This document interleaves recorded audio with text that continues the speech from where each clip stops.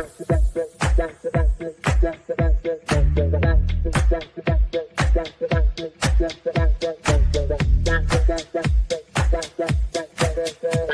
Connections Radio presents.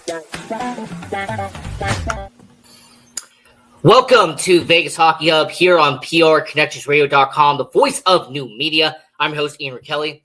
And on this edition of Vegas Hockey Hub, we are going to be doing a throwback episode, or a flashback episode, if you want to say, as we are going to be taking a look back at the year one of the Vegas Golden Knights, and we're going to be doing a What Happened to Them Now segment, as this is going to be a two-parter. The first one is going to be discussing the top prospects from the 2017-2018 season, year one of your Vegas Golden Knights. And then we are going to do a part two later on here on this channel. And we're going to be looking back at the 2017-2018 roster and seeing where those players are, if they're still playing from that year one roster. So this is going to be the part one, doing this flashback episode and talking about the top prospects your Vegas Golden Knights had back in 2017. Now, the way this is done is we went back through the archived articles and we happened to find a top 10 list of the 10 prospects in the 2017-2018 season with the Vegas Golden Knights organization. Now, in the description of this video, I am going to leave a link to that article so you'll be able to see everything that happened there. But it's actually quite fascinating who the Vegas Golden Knights had in year one and who ended up actually becoming a really solid member of the Vegas Golden Knights organization, who ended up being, a mainstay in the minor league hockey system, and who went on to have some good and glorious things outside the Golden Knights in the NHL. So this is a top 10 list from 2017-2018, and this is going to be, like I said, the article will be in the description if you want to read it. Now, to start this out, and when it comes to, once again, this flashback episode talking about the top prospects from the Vegas Golden Knights in year one, and we're going to start at number 10, and that is Jack Dugan. Now, Jack Dugan was a very interesting story because in 2017, and this was the first year the Vegas Golden Knights had a draft class, he was a fifth-round pick by the Vegas Golden Knights organization. Now, this was a guy, he played high school hockey out there in New York, and after being in high school hockey and playing in prep hockey, heading into 2017 season, he gets drafted by Vegas. He moves over to the United States Hockey League. He puts up stellar numbers with the Chicago Steel, putting up over 30 goals and 60 points, and racked up over 100 penalty minutes out there in the United States Hockey League. Once again, this information from EliteProspects.com. And then he moves over to college hockey, spends 2 seasons with Providence there, puts up respectable numbers, around over a point per game out there in college hockey. And then he finally gets to go to the Vegas Golden Knights organization, and he spends 2 seasons playing in the AHL with the Henderson Silver Knights. And what was fascinating is that he scored 16 goals during those 2 seasons with Henderson, even was in the playoffs during the 2021 campaign with Henderson, and even racked up a couple of goals for the Henderson Silver Knights during that time period. But for Jack Dugan, at the end of the 2022 season, his 2-year tenure with the Vegas Golden Knights organization would close, and he would end up moving over to the New Jersey Devils and would be with the Utica Comets in 22-23. And that would end up with about a dozen goals in 50 games playing out there in Utica. And what would end up happening with Jack Dugan is that this was a guy who would end up, going from place to place. And then he would be in the Carolina Hurricanes organization with the Chicago Wolves and everything there in the AHL for a couple of games. And then this past season, and currently he is playing with the Fort Wayne Comets of the ECHL.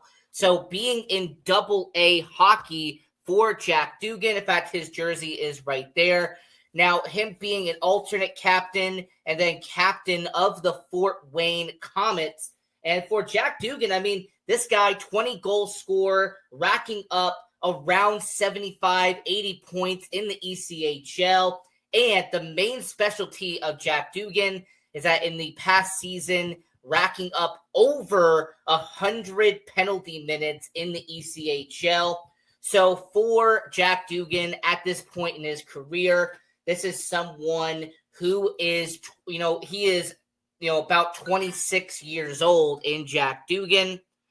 And when it comes to his situation playing in the ECHL, I understand, he never made the NHL, but as a player, this is his fourth, soon to be fifth season playing professional hockey and being in the minor league. So for the number 10 prospect from the 2017, from that year one, it being Jack Dugan, he has kind of found his footing in the ECHL with those 2 seasons being part of the Fort Wayne Comets.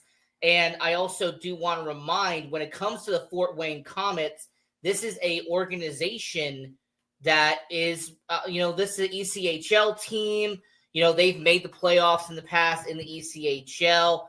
But overall, when it comes to Jack Dugan, I like what we have seen from him in the ECHL and in the AHL. And at this point, he's become an established minor league hockey player.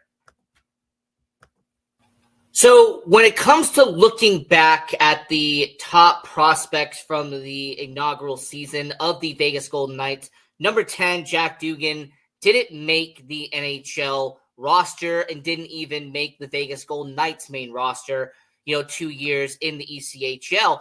But the number 9 prospect sure did make the NHL. In fact, he is an active member of the Vegas Golden Knights roster to this day, and that is Keegan Kolesar. Now, Keegan Kolesar, this is a guy who I want to kind of put some context into. And interesting enough, the article that I'm referring to even brings this up, that this is a guy who was drafted by the Columbus Blue Jackets in 2015. He was a third-round pick in 2015 by the Columbus Blue Jackets. This was somebody who, was going to be, in the ECHL, AHL. And it was kind of interesting to see if Keegan Kolesar was going to find his footing, if Keegan Kolesar was going to eventually find a way to end up being a solid everyday guy. And what's interesting is that the first year that he was in the Golden Knights system, which was that 2017-2018 season, this was someone who racked up about a dozen goals if you combine his AHL and ECHL numbers, and then breaks out in year 2 with the Vegas Golden Knights organization, which would be in that 2018-2019 season, racking up 20 goals to the Chicago Wolves. And then he eventually gets his call up to the Vegas Golden Knights, and he's pretty much been with them ever since. So when it comes to Keegan Kolesar, I sit here and say that in terms of the prospects, him and somebody else later on in this video are arguably the 2 most outstanding players the Vegas Golden Knights had on this list. And for Keegan Kolesar, this is going to be 5 years of being a Vegas Golden Knights player, entering year 6 of him being in the NHL.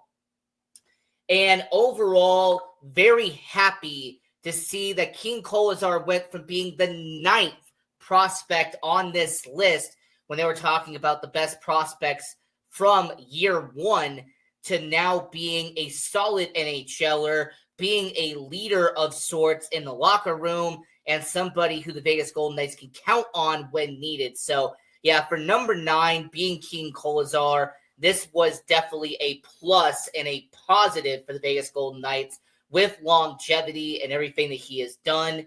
And, I mean, let's just think about it for a second. He really doesn't miss games either.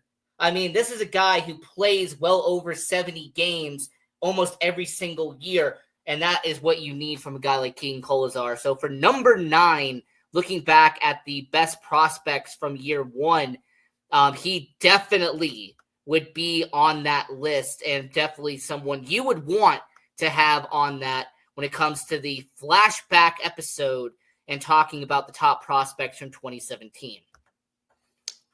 So we are 2 prospects in at number 10 and number 9, but moving over to number 8, this is somebody who had some interesting entry into the NHL and had a redemption story just a while back, and that was at number 8, goaltender Dylan Ferguson. Now, for Dylan Ferguson, this was a 7th-round pick by the Dallas Stars in 2017, who got traded to the Vegas Golden Knights during the expansion draft. This was, somebody, when it came to Dylan Ferguson, that this is a player who was in with the Blazers of the Western Hockey League. He put up respectable numbers in the Western Hockey League.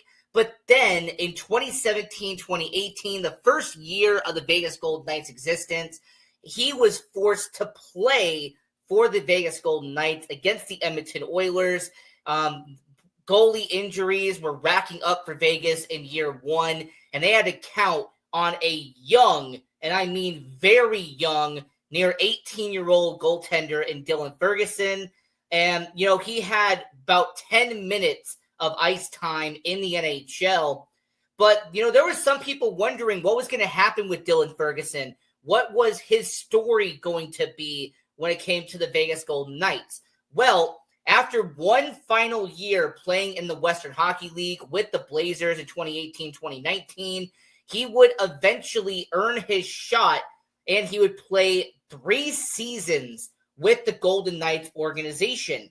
Now, when it came to the 3 years that the Vegas Golden Knights were part of Dylan Ferguson, he was with this organization, everything like that, some people do tend to forget that he played some considerable amount of time in the ECHL, not so much in the AHL. As in the 2 years he was in the ECHL with the Fort Wayne Komets, he, started about 27 games. There was 1 year he had about just under a 2 goals against average. HockeyDB.com is my reference for all the stats here.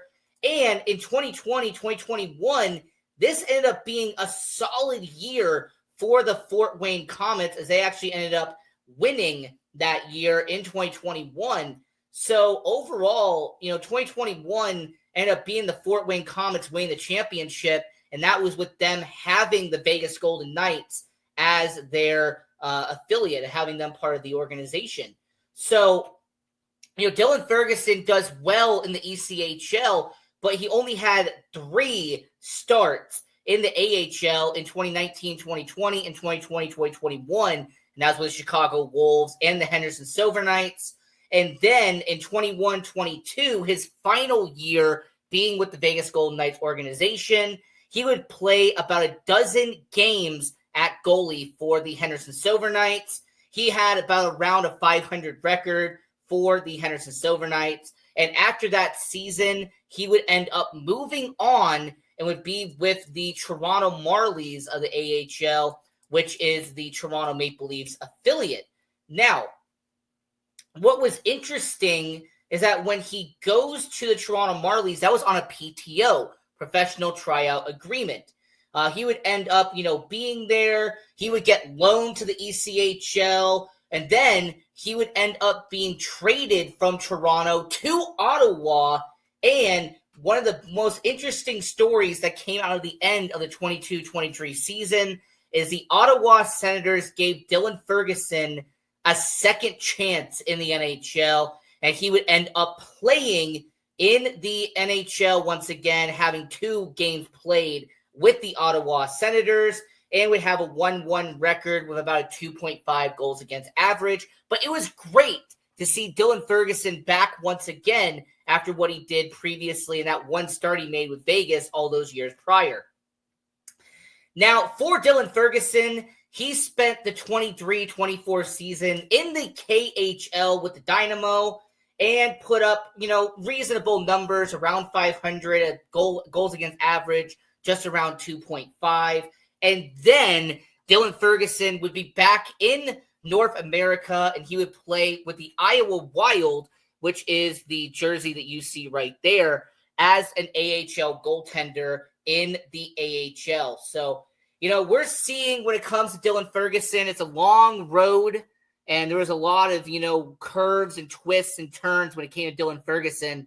But overall, he's still playing professional hockey. He's still doing all this stuff years later. So for Dylan Ferguson, he's still out there playing hockey, and that is what matters here. But he was the number 8 guy. Now, moving over to number 7, and this is someone the Vegas Golden Knights fans probably already know. And if you're with the Henderson Silver Knights and you've been out there at the Dollar Loan Center, this is an organization who has had Jake Bischoff for a long time. So long, in fact, he's became the captain of the Henderson Silver Knights. You see the C on his chest. And overall, Jake Bischoff has been a really good prospect for the Vegas Golden Knights. He is someone who they acquired from the New York Islanders during the 2017 NHL expansion draft, and he has ended up being a real solid player out there in Henderson. And even though he hasn't really gotten a chance to be an everyday guy in the NHL, what he ended up becoming was a solid AHL player. He is an everyday AHLer, and him being the captain of this team, that is what you need from a guy like Jake Bischoff. And, even looking at what he did this past year, once again, Hockey DB for all my references here, he will score, a couple of goals a year. He'll rack up, about 20, 25 points with the Henderson Silver Knights, but it's his leadership ability is what matters. And the fact that he is entering, year 7 of, him being here, he's pretty much been here the entire time that he has played with the Vegas Golden Knights organization. I believe there was 1 year that he missed the entire year, injury related or whatever it was. But with Jake Bischoff, 7 years of production in the AHL. So as a prospect, that is what you're looking for. And yeah, Jake Bischoff has been a solid prospect that ended up becoming a everyday veteran now in the AHL. So 4 prospects down, now getting into number 6, and this is someone who was a 5th round pick by the Vegas Golden Knights in 2017, and that was Lucas Elvenez. Now, this is a player and someone who the Vegas Golden Knights organization was looking at as someone who had potential. He was playing out there in Sweden, out there and playing professional hockey. And, he had just, kind of earned his stripes, really earning his way out there in Sweden. He didn't score a lot of goals out there in Sweden, but the potential was there, and that's what Vegas saw with Lucas Elvenez. Now, when he first transitioned over to North America, and he started playing in the AHL for the Chicago Wolves, who were the affiliate of the Vegas Golden Knights at that time, he looked like he could be a great player for the Vegas Golden Knights' future. His first season playing professional hockey in the AHL, he racked up 12 goals, had around 50 points on the year. He was part of the AHL All-Star team to represent the Vegas Golden Knights organization. So he seemed like he had a good potential upside, and that was when he was 20 years old. Now, the next 2 seasons unfortunately saw a dip in production for Lucas Elvenez, as in 2020, 2021, his goals were cut in half, his point production was cut in half, and he ended up only having about 25 points in 40 games for Henderson that year. And then in the 2021-2022 season, his third and final season playing with the Golden Knights organization, he would end up not having the production they were looking for. And after averaging half a point per game in Henderson, they would put him on unconditional waivers for contract termination. So after about 5 seasons being part of the Golden Knights organization, and after his third season being in the AHL with the Vegas Golden Knights, Lucas Elvenez would be terminated before getting claimed by the Anaheim Ducks, and that was going to be on January 11th, 2022. And Lucas Elvenez, in his 40 games playing for the San Diego Gulls, who are the AHL affiliate of the Anaheim Ducks, he rebounded and actually did relatively well, as in about 45 games, he racked up 9 goals and about 25 assists for San Diego. But after the 21-22 season, Lucas Elvenez would go home and he would play for his professional hockey in Sweden. And his most recent season that he played, this was a guy who puts up about 30 points a year in Sweden. He has about 25 assists on the year, for his team out there in Sweden. That's what the photo is right there. So for Lucas Elvenez, him being at number 6, he showed potential. He had that all-star game appearance out there in 2019-2020, but then it started to dip after that. So at number 6, really I can just call it, just a, okay situation. You got 3 seasons of AHL production out of Lucas Elvenez. So at number 6, that was him right there. And then at number 5, you have Ben Jones. And Ben Jones, interesting enough, has ended up kind of having a good story with his career.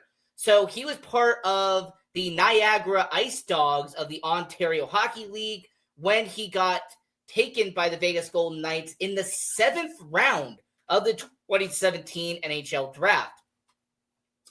And in his final 2 seasons playing in the OHL, which was in 2017, 2018, 2018, 2019, shout out to Hockey DB for all this information, he would score 41 goals, 102 points in his final season playing for the Ice Dogs.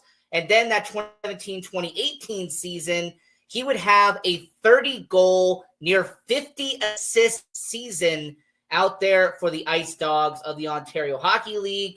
And then he would play about 21 playoff games in those 2 seasons combined, racking up 7 goals and just under 20 points. Now, how would he do when he first started playing for the Golden Knights organization? Well, in 2019-2020, he would share time between the AHL and the ECHL. He would play around 45 games, have a couple of goals, a couple assists for about 12 points on the year in his first season playing professional hockey for the Golden Knights. Year 2, which was 2020, 2021, he would play for the Henderson Silver Knights, would play in just around 45 games, and would have 8 goals and 18 points. So far, 2 seasons into his professional career, and it was okay. It seemed like he was just, going to be, a rotational type of guy, someone who could be maybe an everyday player out there in the AHL. But 2021, 2022, his third and final season playing professional hockey for the Vegas Golden Knights would end up being his best season playing for Vegas, as he would play in about 68 games for the Henderson Silver Knights. He would rack up 25 goals and around 40 points on top of the 70 penalty minutes that he would have in Henderson. And he would make his NHL debut with the Vegas Golden Knights that year, playing in 2 games. Only thing he probably did of note there was a penalty during those 2-game stretch. But hey, he made his NHL debut. Now, when it came to Ben Jones, it was actually quite fascinating to see what happened after his tenure with the Vegas Golden Knights, as he would end up going over to Calgary and would play 2 seasons of AHL hockey with the Calgary Wranglers. He would play in over 70 games back-to-back years. He would rack up 17 and 21 goals respectively, but he ended up becoming a mainstay on that roster, an everyday guy on the roster in Calgary, and ended up having a 56-point season in 22-23, and then recently 23-24, having a 20-goal mark once again, and about 40 points. Now, Ben Jones being on the Minnesota Wild roster and seeing what he did in preseason, everything like that, him splitting time between the Minnesota Wild and the Iowa Wild of the AHL, that seems to be what his potential is and what his benchmark is going to be for the Minnesota Wild and his tenure there. But overall, I'm happy to see that Ben Jones, who was the number 5 prospect, is really panning out. And the fact that he has become a, two-way type of player, someone who could be in the AHL and the NHL, part-time and part-time NHL, part-time AHL. I'm happy to see that when it comes to Ben Jones. Now, the number 4 prospect and the best prospect in terms of his Vegas Golden Knights tenure ended up being Nick Hague, as Nick Hague has been a defenseman who has spent plenty of time with the Vegas Golden Knights organization, as Nick Hague has ended up not only becoming a mainstay and an everyday defenseman for the Vegas Golden Knights, but he ended up winning a Stanley Cup and being an everyday starter during that Stanley Cup run with the Vegas Golden Knights. Look, you're going to get about a dozen points from Nick Hague, but what you get from him is reliability, consistency. You're going to get him to play a percentage of the season. You're going to get him in that lineup, and with his 6'5", 6'6" frame when it comes to Nick Hague, this is someone who the Vegas Golden Knights have counted on throughout his tenure in Vegas. So him and Keane Kolazar, in terms of their Golden Knights tenure, ended up being the best option. Now, for Cody Glass, the first pick in Vegas Golden Knights history, I really wish I could say more positives about Cody Glass's tenure with Vegas. He spent about 3 seasons being in the Golden Knights organization, was kind of a part-time NHL, part-time AHL. Never really got a chance to be an everyday NHLer with the Vegas Golden Knights. They would end up flipping him during the whole Nolan Patrick situation, and they would have the Nashville Predators for 3 seasons, and his best year with Nashville would be 22-23, about 14 goals on the year there. And then the Pittsburgh Penguins, this is going to be, someone who will be a bottom 6 forward, middle 6 forward type of guy at this point in his career. But what Cody Glass has become is a full-time NHLer. You're not seeing him be in the AHL that much anymore. But Cody Glass at number 3, I would say that some people would call him a bust because of his high pick and because of what the expectations were. But he is still playing in the NHL, regardless if it's part-time or full-time, he's still playing there. And then at number 2, ended up being one of the worst trades in Vegas Golden Knights history and someone who could have been a staple here, and that is Nick Suzuki. Nick Suzuki, you see the C on his sweater.